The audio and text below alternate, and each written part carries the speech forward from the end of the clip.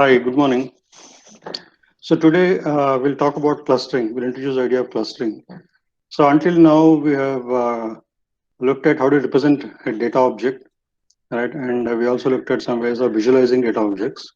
We looked at similarity methods and distance methods. So once you are able to define data objects and once you are able to compare them using a similarity or distance measure, we are ready to look at this concept of clustering. Because one of the first things that you will do when you have a bunch of data objects is are they similar or dissimilar, and then based on the similarity or dissimilarity, can you group them right into certain groups? So for example, here we'll be looking at mostly data which can be represented as vectors. There's some cases where we look at some objects which are not vectors, like for example strings, right, or sequence of symbols, but that's only one example we'll see that of that kind. But otherwise, mostly when we talk about clustering, we'll only be looking at vectors. So in this picture, you can see a three-dimensional space, right? And you see certain clouds of points. Right. So if somebody asks you what are the clusters present in this, when you know the literal meaning of the cluster of the word cluster or clustering, you can easily see that there are three clusters in this data object, in this data distribution.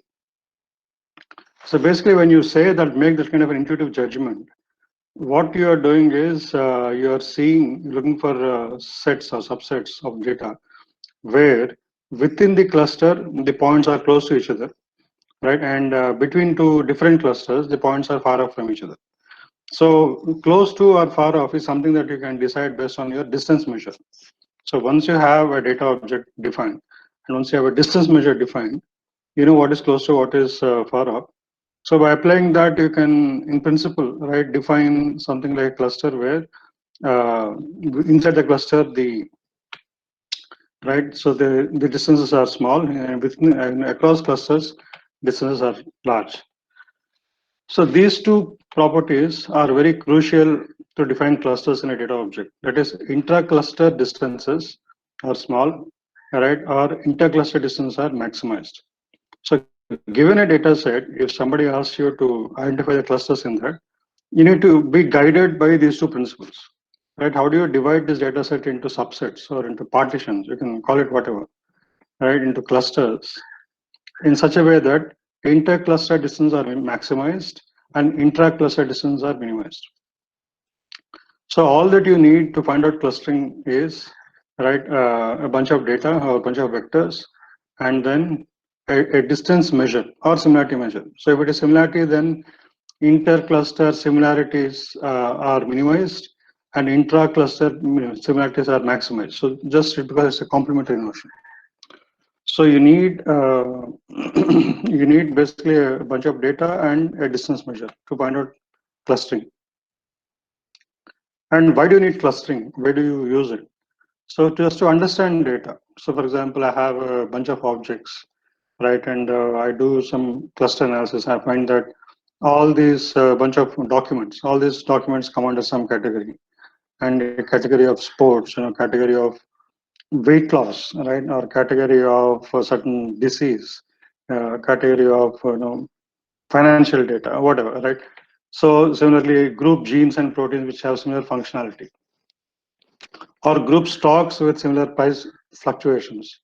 Why is that interesting? Because normally when you have a bunch of stocks, right, you will try to minimize your and stabilize your total value. So that will happen only when you have stocks with very dissimilar kind of a fluctuation pattern. If all your stocks fluctuate in the same manner because they're all coupled or they all come from the same domain, right, then you see huge fluctuation in value, and that can be scary, right? So you try to have a portfolio, a very dissimilar composition of stocks, so that if one goes up or something else goes down, or one goes down, something else goes up and compensates for that loss. So all these naturally call for certain kinds of clustering process, right? So these algorithms can be very useful. Then summarization. If you have a large amount of data, right, it's difficult to handle, difficult to understand, right? You want to summarize it to a bunch of reduced numbers. And we have seen that even before, right? When we defined this 5-parameter representation of a data set in terms of max, min, right, the median, and all that. So similarly, if you have that's for one-dimensional data, but in general for n-dimensional data, One way of summarizing is using these kinds of clusters. So in this picture, it shows precipitation clustering in Australia. So you can have precipitation values at every point, maybe at a resolution of square meter or something like that. But then what do you do that kind of huge amount of data? So you want to cluster them. This whole region has similar precipitation. This whole other region has high precipitation. This whole other region has low precipitation. So what you can divide the whole data set into clusters. So that will give you a quick picture of what is the precipitation distribution like right across the country. So similarly, take the example of let's say students. So IIT produces, let us say, about 1,000 undergrads every year. Now industry is looking at certain kinds of people with certain kinds of training. So they want a quick picture. They don't want the names and the grades and the coursework of all the 1,000 students. That's too much data. So it just says, let's say the government has to plan something. Whether they won't have an idea of whether they're getting enough number of trained personnel in certain industry. So if you just quickly look at the coursework pattern that students take, right, you might be able to group them into data analytics kind of students who take some machine learning course and reinforcement learning course and neural networks course, pattern recognition course, data analytics course, and all sorts of similar allied courses. So they all become one cluster. Or people taking courses related to energy, right, or take courses related to materials or related to biomedicine, right. So all these, so they'll have a certain profile of coursework. So you can put them all into certain clusters, right. So clustering is naturally applicable in so many domains. Now, this word cluster can be also quite misleading because a lot of other words sound very similar, but technically, mathematically, they are quite dissimilar. So we need to also point out right in the beginning what is not cluster analysis. So, for example, supervised classification. Let us say it's like diagnostics, right? You do some blood work of a subject and then take a bunch of parameters, and you say this guy has COVID infection, right? Or this person doesn't have COVID infection. So based on those 10 parameters. So that that information comes from outside. That is, you say that this such and such parameters correspond to COVID because maybe you are also looking at some, symptoms, at behavioral level, things like that, and you decide that this is COVID, and this other thing is not COVID. So that is called a supervised label, and that's a class label which comes from outside. So when there's a new person who comes, then you decide that okay, if this composition of parameters represents COVID class, and this composition of parameters represents non-COVID class, and there's a boundary between these two classes. So simple segmentation, right? Dividing students into different registration groups alphabetically by last name. So all the students whose last name starts with A is one group, right? Or with B another group. So here also you have some kind of clustering, but that's not right. That's not clustering because it is driven by a predefined criterion which comes from outside. Okay, or even grading, for example. There are two kinds of grading. One is you have some bunch of marks of say 150 students, and one way to grade it is you take the average and then you decide that right so many times some fraction of the mean value is S grade, so some other band that's related to the mean value is A grade, and so predefine those thresholds and then grade. That is not clustering. Whereas if you look at the distribution, look at histogram, and then you find peaks right in the data, right, and that is clustering. You can say that is clustering. So anything that is done based on some external criteria and not simply based on the internal distances which define densities and distribution all that of the data points, right, is not clustering. So clustering only involves application of distance or similarity, right, and grouping of the data, right. Anything comes from outside like random thresholds and random specifications, then that's not clustering, it's something else. So groupings as a result of external specification, right? Okay. Sir, like I couldn't Yeah, understand what is last term? Go to previous slide. results of What a is query. results of Yeah. yeah, So yeah. another example. Let us say I ask, if I want to find out who are all the students who come from the state of Jharkhand, right, currently registered in IITM undergrad programs. Okay, you will get a bunch of people. Or I'll say Jharkhand and Chhattisgarh and Telangana and Kerala. So I want to group students based on the state from which they come. I also get some grouping, but that grouping is not clustering because that grouping has come about as a result of a query. Right, I apply a condition, and what are all the data points that satisfy that condition? And based on that, I am grouping and dividing data set into some subsets. That is not clustering. So, like I said, to repeat, the only thing I have to make use of is distance. To come up with these groupings, I have to make use of only distance measure. Then whatever you get is called clustering. Okay, if you Yeah, use the got it, sir. Got it, sir. Thank you. So the only thing is, okay, that is a well-defined notion. But when you apply this criterion and if you say, okay, give me the clusters, right? You have this data, give me the clusters. There is not definite answer to that because you apply this criteria and to a given data set. The data set is given, the distance measure is given, but still you can get lots of different clustering solutions. So the answer is not unique, right? Even if you apply this criteria. Why is that? Let us look at this example. So I have this data set here, bunch of these black dots, and I ask you, like, how many clusters are there in it? So what do you say? Whoever has asked the question just now, can you answer? How many clusters do you see in this picture? Sir, it depends on like how many points we want in one cluster, right? No, that's okay. You pick. You feel free. So like we can say there are 6 cluster, Yeah. Okay. Is that the or only thing?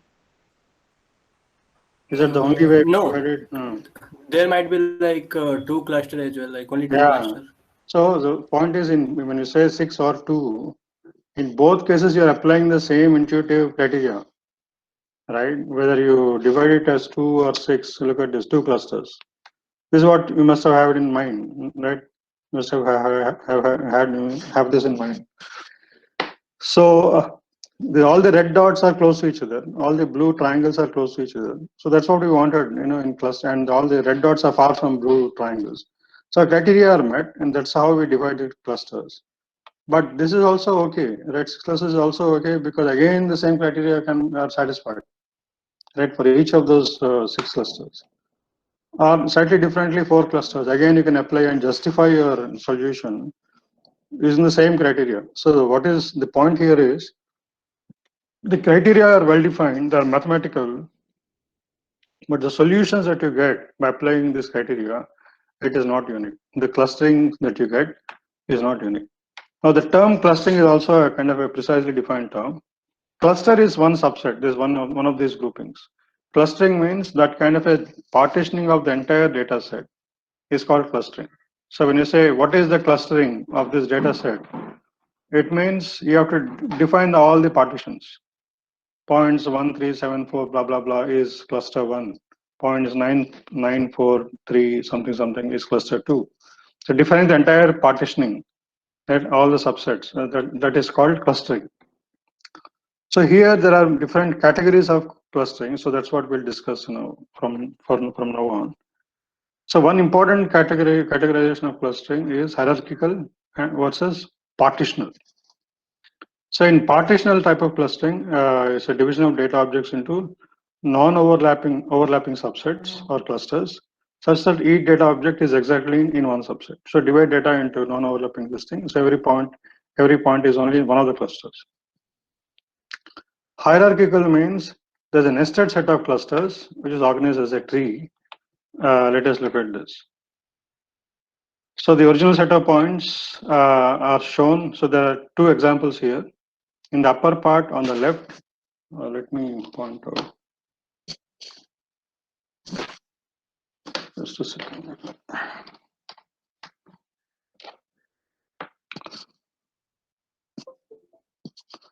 Okay, so in upper part, you can see this is the data set, and then I can divide this into 2 subsets, like shown on the right side.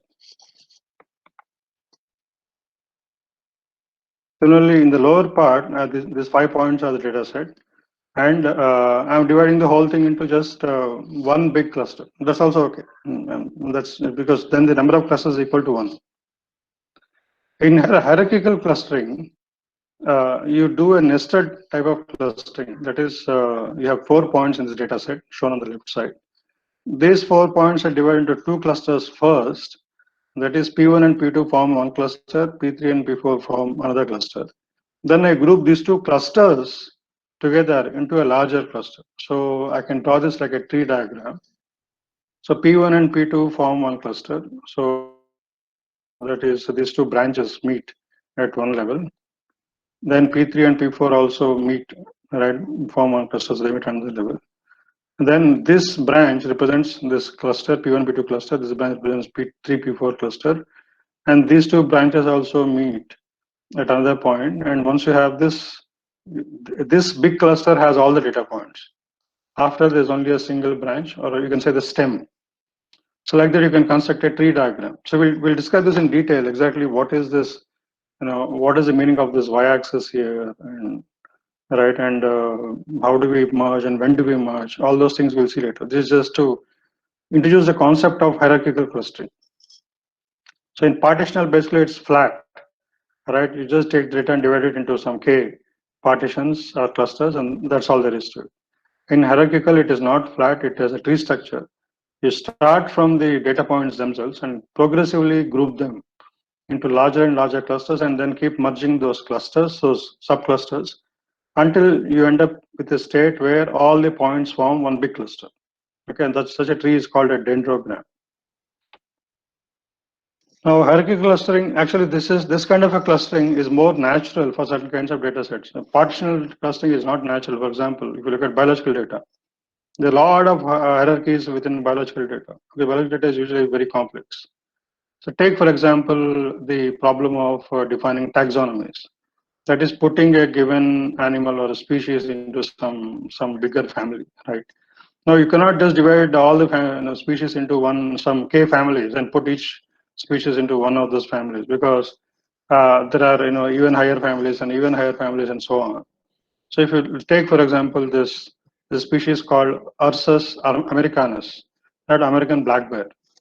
So that belongs to certain genus, right? They are called Ursus, and that belongs to certain family called Ursidae, and that belongs to an order called Carnivora, and then that belongs to even higher class called Mammalia, that belongs to a higher phylum called Chordata, then kingdom Animalia, and domain Eukarya. So you'll have so if this is my Ursus americanus, so that will be part of something, right? You'll have a huge tree like that. Okay, so this is quite natural. A lot of biological problems warrant this kind of a hierarchical clustering. Now, the other kinds of clustering, which I also will introduce now, there is exclusive versus non-exclusive. That is, in non-exclusive clusterings, points may belong to multiple clusters. So that is whether a given point exclusively belongs to one cluster or no. Right, that's the criteria. Normally, they belong to only one cluster. But sometimes you allow non-exclusive, because what happens is when you have points on the border, right, where do you keep them, this way or that way? Then can represent multiple classes or border points. So sometimes you also have, in certain kinds of clustering, you also define certain points called border points. So they are not claimed by either cluster. Then you have fuzzy versus non-fuzzy. So in a fuzzy clustering, a point belongs to every cluster with some weight between 0 and 1. So normally when you say exclusive, right, so this is one cluster and this is another cluster. So a point belongs to here or here, and if it is close to the border, you may want to put it in both in this and in this. Okay, so that is one way. The other thing is fuzzy versus non-fuzzy. So if you have say multiple clusters, I'll say a point here belongs to this cluster with certain value, belongs this cluster with certain value, belongs this cluster with value, belongs to this cluster with certain value. It's like somebody asks you what music do you like, right? Do you like Carnatic or Hindustani or Western pop, or then you say no, I like Carnatic with an intensity of 0.9, right? Or I like Hindustani with intensity of 0.05, and so on and so forth. That's quite a meaningful answer. So similarly, in fuzzy clustering, a point belongs to every cluster, but with a weight between 0 and 1. So it's like that point is distributed across multiple clusters. Only thing is the weight has to sum to 1. So that means it's like find the probability of finding a particle in quantum mechanics. It can be anywhere, but the total probability of finding that in the infinite space must be 1. So similarly, a given data point can belong to any of the clusters, but it kind of its belongingness, right, to all the clusters should add up to 1. So that is the idea of fuzzy clustering or fuzzy membership. We'll introduce these ideas, discuss them later when we describe fuzzy clustering. So similarly, probabilistic clustering also has similar characteristics. They're not identical. In fuzzy clustering, you talk about membership of a given data point to a given cluster. You don't say probability. In probabilistic clustering, you talk about probability that a given data point belongs to a given cluster. Okay, but they're very similar notion, not identical. Then you have partial versus complete. That is in so we only want to cluster some data. So that is, I don't want to put all data into one of the clusters because some data is just noise, right? Suppose I want to group people in terms of their sports capabilities, right? I can have people of different capabilities. They're badminton players, tennis players, and then somebody like me. I mean, you can't put me as a sports person in any of the sports. I mean, right? Because you need to have some minimum talent to say that you're a person of you're a badminton player or a tennis player. So you can just put them all under some non-players or poor players, right? So that is called partial clustering. That is, you don't have to put every data point in some cluster. You can leave out some as outliers or noise points. So the ways of describing this point which don't get to enter any of the clusters. Then heterogeneous versus homogeneous. So generally, for some clustering algorithms, right, they give you roughly, they perform better if the actual clusters are of roughly the same size, right? But if some clusters can be like widely differing sizes, so then it gets harder to cluster them. So if clusters are like this, right, it's easy to find them. But if clusters are like this, it's very hard to distinguish them, to find them. So what do? So how do you deal with that? So you get in some cases you get heterogeneous clusters like this, right? In some cases you get homogeneous. Then you also have other kinds of clusters, well separated clusters. Let us see that. That is, in some clusters. So we said that minimize, right, intra cluster distance, and right, that is one thing inside that. Then other thing is maximize inter cluster distance. Okay, so what happens sometimes it is we look for this criteria, but it might be hard to get this criteria, achieve this criteria in any significant way, in a kind of dramatic way, because data is also they're also closely huddled. It's very hard to draw like sharp partitions and say all these points are separated from all these points. So, but some data is very easy. It comes clean. Like this example picture that you see on this slide. All the red points are very close to each other. Green points are close to each other, and they're all very far from each other. So it's like ideal textbook example of clustering, right? So such clusters are called well-separated clusters. So there's a clean separation between clusters. Then you have center-based clusters. So this has got to do not with the clustering the data itself, but the way you cluster. That is, when you define a cluster, very often in a lot of methods, you define the cluster in terms of a certain centroid. You say that just like the average value is representative of the entire data set, right? So similarly for center also, you define for a cluster also, you define a point called a centroid, which is typically the center or the center of gravity CG, like which is average of all the points in a cluster, right? And it is taken as representative of the cluster. And basically, you organize a cluster in terms of, so if I have a bunch of points, right, you can see that there are two clusters in this. I say that, okay, this point is the representative, okay, of all these points. And this point here is representative of all this second cluster. So this is cluster number 1, this cluster number 2. That means if you take a given data point, this centroid is closer to it than this centroid. So similarly, if you take a point here, right, the centroid number 2 is closer to it than centroid number 1. So which means the centroid number 2 becomes what is called a nearest neighbor. Okay, so you can define a cluster in terms of such centroids. So centroids defined, so you decide what are all the points for which this centroid is the closest centroid. Okay, so and all those points then become a cluster. So similarly for other thing. So then you have contiguous cluster, which means in nearest.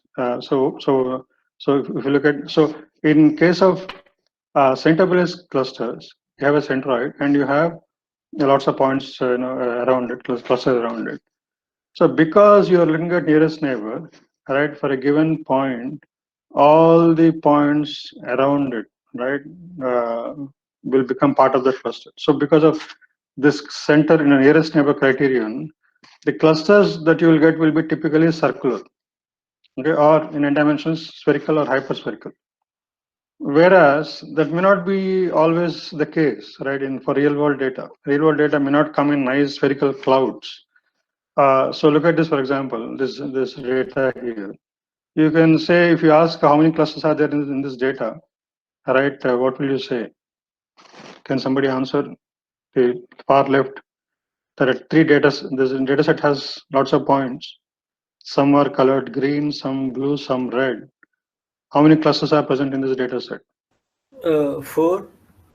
How four? The like first one is the rightest one, then second one is the middle part of right, this black one, and what, yellow one, and second one is like between black and red, and fourth one is like uh, fourth one is I see only three: the green one or light green one, blue one, and red one, or purple one, whatever. I thought like they are boundary, they are not cluster. No, so actually, what is happening is they've used some kind of a dots and dashes kind of to describe this. So the Okay. point is, for these points, the green points, the nearest points are still green points, not the blue points. Okay, so therefore, all the green points, will be clustered together. Similarly, for the blue points here, the nearest point for any of the blue points is another blue point, and not either a green point or the purple point. Similarly, for the purple points, right? So therefore, if we apply this kind of a contiguity criterion or nearest neighbor criterion, you can group clusters, right? But they don't have to be circularly symmetric or roughly spherical. So let me give one simple example. So I have 3 points. Let's say one cluster here, okay, and say very far off from it, very neat. I have another cluster. Right. So now I say I want to divide this into clusters. What is the criterion for any point? I say, who is your nearest neighbor? Who is your buddy? Right. So let us say for this fellow, this guy is a buddy, and right, for this fellow, this guy is a buddy. So I connect these two guys, and for this fellow, this guy is a buddy. I connect these two guys. So then I say, whenever two people are buddies, they belong to the same cluster, whatever that is. So since these two guys are buddies, they belong to one cluster. These two guys are all buddies, they belong to the same cluster. So all these three guys, is a transitive property, belong to a cluster. So I'll call this cluster number 1. then oh, this point disappeared. Similarly, I apply the same criteria here. I look at this point. Okay, who is your nearest neighbor? This fellow, right? So in fact, you can easily imagine this is how your friends groups form. Friend is a friend, right? And that's a criteria. That's a universal principle. So these two guys are nearest neighbors, so they are buddies, and maybe these two guys are nearest neighbors, they are buddies. So all these three form part of one cluster. So there is cluster number 2. So that's why there's nothing else. You cannot do anything else. So I've divided the entire data set into 2 clusters based on this contiguity or nearest neighbor principle. I never use the concept of a centroid. So in the previous version, I might need to use some kind of a centroid thing, here and all that. So similar centroid here, and based on centroid, I define the partitions, right? But now I'm not doing that. Okay, so in case of contiguous clusters, I don't need that kind of criterion, right? Simply based on the nearest neighbor criterion, I can divide clusters. So look at other examples which are even more interesting. The entire purple patch here that you see, it's all one cluster. So what does that mean? For a given point, the nearest cluster, right, nearest point will be another purple point, not the blue ones. Okay, that's the case with for every purple point, it's nearest. I mean, imagine there are lots of points, kind of uniformly filling this entire C-shaped patch. Okay, so then for all these points, its nearest neighbor will be another purple point. So they all of them belong to one cluster. Similarly, for all the blue points are very tricky because in the blue cluster there is 2 disks, one disk here, one disk here, and then think of this as like a very thin garland or a pearl chain of blue points. So this whole thing is like a blue cluster. So here also, if we apply the criterion for a given blue point, its nearest neighbor is another blue point and not the purple point. So that's the basis of this cluster. Okay, so in this case, there is no such thing. They form a continuum. So the whole blue patch is one cluster. So you see that right here, this is all one cluster, and you see that it is not circular, right? Similarly, here also the clusters that you get are not spherical or anything. So they have a totally random shapes. They can have totally non-convex shapes. Whereas in case of center-based clusters, you typically have convex, right, clusters. Okay, so then you have other approach called density-based approach. So thing is, whenever you have clusters, right, you have bunch of points here, another bunch of points here. So the criteria we've been looking at is intra-cluster distance is small, inter-cluster distance is large. This is a criteria we'll repeatedly use, okay, in this whole discussion on clusters. The same thing can be seen from a different point of view, and you can interpret it, comment on it differently. That is, whenever you have points with relatively smaller distance among them, at that point you have a high density. Okay, whenever distances are small, you have a low density. Again, distances here are high, you have a high density. Right, so you can think of some kind of a probability density distribution, superimpose on the data distribution. Then, what is the connection between the PDFs, right, and the clusters? Can somebody guess? So I take a bunch of data set and then fit a PDF to it, right? I get all this. A PDF looks like this. What is the connection between the PDF features and the clusters in the data?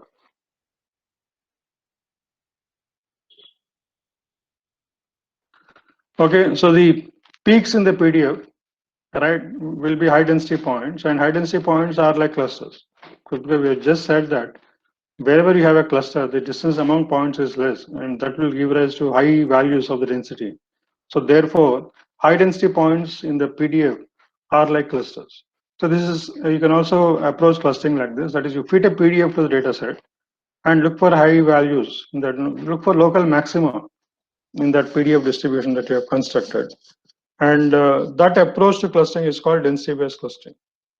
Now, the last one, which is shared property conceptual cluster, we won't be discussing this later on in this course because it's a quick review of different kinds of clusters. I'm mentioning it, and textbook also talks about it. So by the way, for the clustering topic, I'm closely following this textbook, this Steinbach and Kumar. I think I mentioned it in one of the first classes. Right, the chapter 8 and a little bit of chapter 9, that's what I will use for this topic. So in the conceptual clusters, you define the cluster based on certain concept. That is, in this case, I'm saying all the points that form a circle, that's a cluster. Okay, so here then I can divide all this, so you have lots of points in this, right? So all these points, if I look at them in terms of circles, right, you have two circles in this thing, so you have two clusters. But anyway, this is so this we'll just mention it now, but we won't return to this later in this course. Okay, so we said clusters means you have small intra-cluster distance and large inter-cluster distance. So that is a main criteria. So since we are talking about distance and minimizing something and maximizing something, we can easily formulate these ideas into some kind of a cost function or an objective function. Then we can derive the clustering algorithm itself from that objective function, because do whatever you want, you make sure this objective function is minimized or maximized. So then you can do some kind of gradient descent to come up with a way of clustering. Now, to enumerate all possible ways of dividing points into clusters and looking at which of them satisfies the object function or minimizes the object function is a very hard problem. It can, a number of moves that you might have to perform might increase exponentially with your number of clusters and data set size and all that. So such problems are called NP hard. So that is not a very optimal thing, optimal approach to solve the problem. So sometimes we have both global and local objectives. In case of hierarchical clustering algorithms, you start with local objectives and progressively combine them to solve the global problem. In case of partition algorithm, right from the beginning, you want to solve the complete data set. You want to cluster the entire data set into some K clusters. Now, a variation of the global objective function approach is to fit the data to a parameterized model. That is, you are clustering whatever it is, right? You express your clustering in terms of a bunch of parameters, right? And it's a small number of parameters, and then you only try to optimize the parameters. So, for example, I have some data here, right? And I want to take this approach of, let's say, slightly larger data. Second one is slightly larger cluster. So I'll fit a PDF to this. Right. So I have one peak here, another peak here. So I'll fit two probability density functions, right, like Gaussians to this. And each Gaussian is defined by some parameters, some its own mean value and standard deviation and so on. So then my whole problem is, okay, how do I vary the mean values and the standard deviation values in such a way that this probability distribution function nicely fits the given data set. So I'll discuss this in great detail later. I just want to give an intuitive idea right now. So yeah. But like, how do we plot this PDF function based on x-axis and y-axis, right? Yeah. So like, if we like getting some probability like 0.3, so like there might be so many cluster possible. So how do we put this point in? I'll get into all this in great detail when we come to this. These are called Gaussian mixture models. Okay, so I'll discuss all this. That is, how do you fit a given PDF to a given data set, right? And how do you adjust the parameters so as to make that fit? All that I'll discuss in great detail. Okay, sir. Because in this context, the textbook talks about, just quickly mentions this. I am also mentioning this, but I don't want to confuse you guys at this time, because one has to go into this in great detail. If superficial comments are not good, but because textbook just mentions this and touches upon this at this point in this context, I am also following textbook and just mentioning it. But I promise you, I'll get into it in great detail later. Okay, sir. So I just want to explain what does it mean to parameterize, right? The use a parameterized model and fit it to the data, and then the solving the objective function will then correspond to only playing with these parameters. What does it mean? So this, for that, I quickly want to give an example. But I realize that it requires a lot more explanation, which I will come to when we come to the topic. Okay, so sometimes what people do is you map the clustering problem to a different domain, and then the clustering problem in that new domain will become something else. So you solve the clustering problem in that new domain in a slightly different fashion. So for example, you have a bunch of points and you want to cluster them. So here let us say I have two clusters. So I can so if given the bunch of points, I can define what is called the proximity matrix, and we have looked at it before. What is a proximity matrix? So if I have xi and two data points xi is j, dij, which is nothing but distance between xi minus xj, right, will form a matrix. Okay, so proximity matrix P is basically constructed out of this dij's. And like I said, since distance is symmetric, right, ij's and diagonal distance of a point to itself is 0, you just get a lower triangular matrix or upper triangular matrix. So we've seen that before. So once I define a proximity matrix like this, out of that I can construct a graph.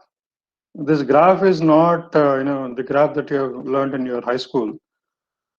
This graph is in computer science graph. That is, there are a bunch of nodes connected by edges. The edges can be unidirectional or bidirectional, right, or under directed or undirected, right, or the edges can be simply 1 or 0 kind of edge, that is either an edge is present or absent, or some you can also have a weighted edge, that is the edge is present and it has certain weightage. So you have all these variations among graphs. So now when you have a proximity matrix, I can define a kind of a graph corresponding to the proximity matrix, because in a graph you have something called an adjacency matrix. So in a graph, basically you have some nodes are connected, each node is connected to a bunch of other nodes. So if I have n nodes, I can define an n by n matrix in such a way that if the ith node and the jth node are connected, right, and then in the corresponding adjacency matrix, so I'll write down. I'll again come to this in great detail later. Just want to mention it here.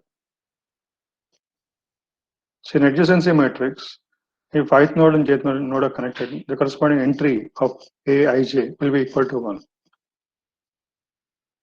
Okay, whereas this is k, I and k are not connected, so aik is 0. So like that you construct adjacency matrix. Now the problem of clustering, right, and instead of just making it 1 or 0, you actually give the distance value. And then how do you get 0? Because always some distance, right? How do you get 0? So basically, if the distance is greater than some critical value, some threshold value, you take the connection strength to be 0. That means it is no use mentioning it. It's too long, too far away. Two data points are too far away. That I'll ignore the distance and may just make it 0. So actually, people use similarity measure, because intuitively, when similarity goes less than some threshold value, you take it as 0 similarity. So you can construct a graph corresponding to a data set like that. And now the problem of clustering becomes the problem of partitioning. So clustering problem becomes a partitioning problem, or a graph partitioning problem. So once you transform the data set and represent the data set as a graph, then the problem of data clustering becomes a problem of graph partitioning. So when you have a graph like this shown in the picture above, clustering and partitioning it into two parts will be this and this. And what is the base of this partitioning? I want to cut this graph in such a way that when I cut it, I want to cut minimum number of connections, minimum number of edges. So actually here and here, there are no edges at all.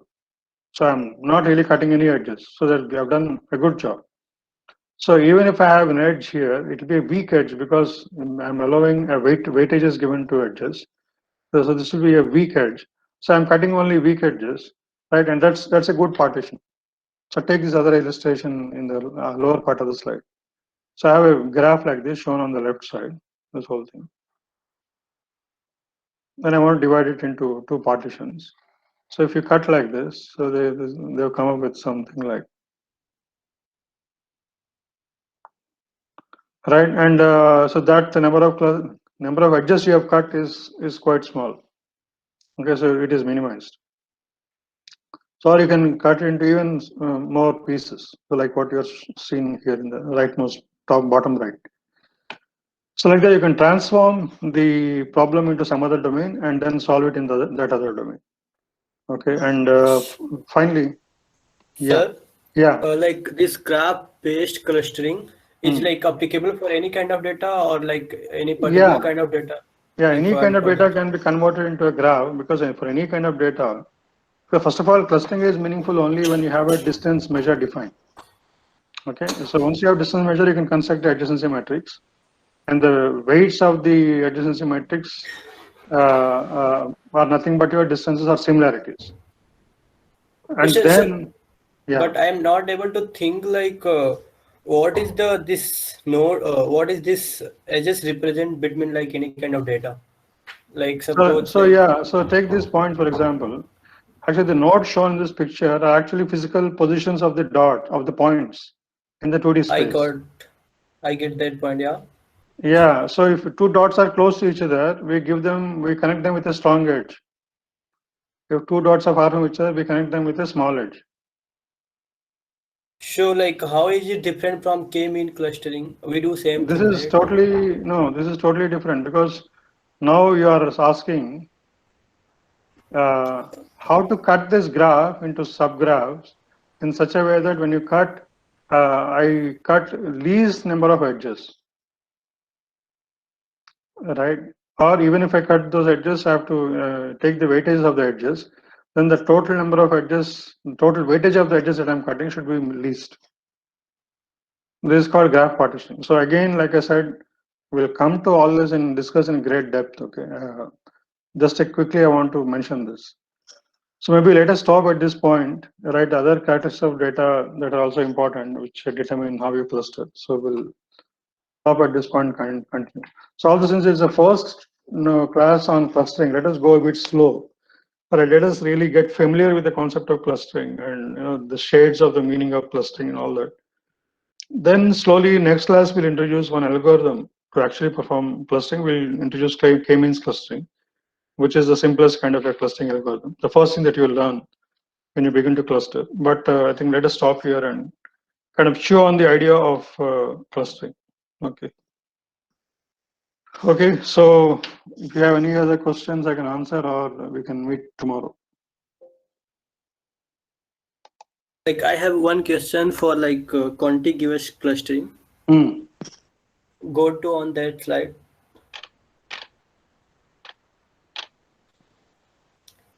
Uh, Yeah. yeah.